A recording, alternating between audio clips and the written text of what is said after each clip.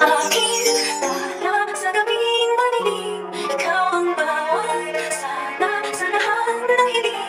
Sagot sa akin. Bukas na yung flight ko, Zoe. Hindi ka man lang ba makikipagkita sa akin? Kahit for one last time. Dito nga nabigla itong si Zoe na makatanggap siya ulit ng tawag mula sa kanyang ina. At sinabi nga dito ni Moira kay Zoe na mayroon na nga daw siyang bagong identity dahil piniki nga ni Moira itong kanyang passport. Dahil dito, nagtanong itong si Zoe kung kailan daw ang alis ni Moira dito sa Japan. At dito nga na sinabi ni Moira na kinabukasan nga raw. At nakiusap naman itong si Zoe na hindi ba daw si Moira makipagkita sa kanya kahit sa huling pagkakataon. At napaisip naman itong si Moira na gusto niya ngang makita ang kanyang anak at gusto niyang isama ito sa pag-alis. Kaya ito na rin ang tamang pagkakataon. Nasundan siya dito ni Doc Lyndon Javier dahil sa narinigan ni Doc Lyndon na magkausap nga itong si Moira at itong si Zoe.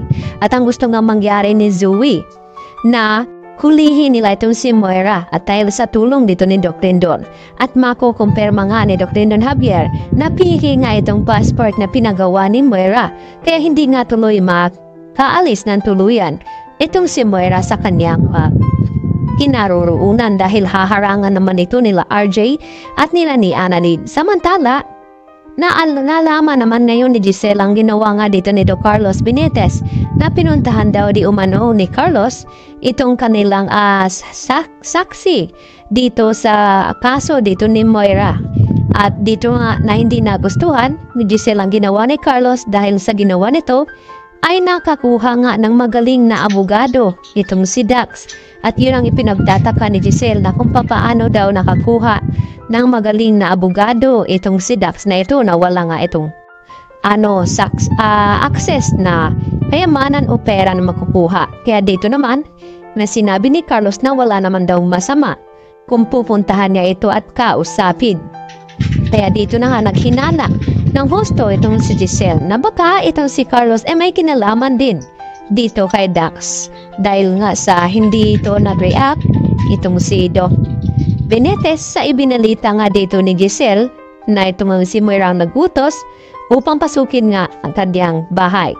At nagalit na lamang bigla itong si Carlos na tinawagan niya itong si Moira at sinabi na walang hiya ito na kung bakit ay pinapapasok ng magnanakaw itong kanyang tahanan at muntik-muntikan ng masaktan itong si Lynette at si Moira din ang nagiging dahilan na kung bakit hanggang ngayon ay trauma pa rin daw itong si Lynette. Kaya sinisisi naman ngayon ni Carlos Benitez itong si Moira na kung bakit nagawa pa niya itong tulungan. At wala na nga rin magawa pa itong si Carlos dahil tuso nga itong si Moira. Yan naman ang sinasabi ni Moira dito nga kay Carlos.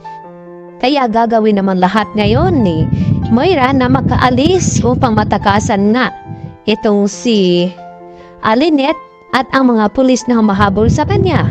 Subalit bago nga umalis itong si Moira ay nagsabi pa siya dito kay Zoe na hindi daw niya bibigyan ng happy ever after na happiness itong si Lynette at RJ.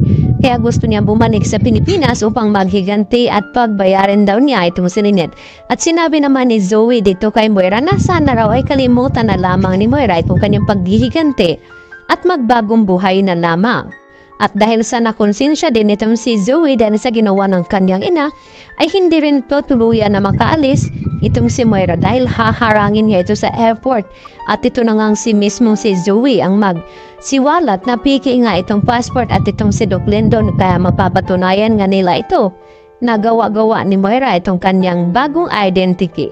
Iyan po ang ating pakatutukan sa tabangan mga kapuso. Dito lamang yan sa Abot Kamay na Pangarap.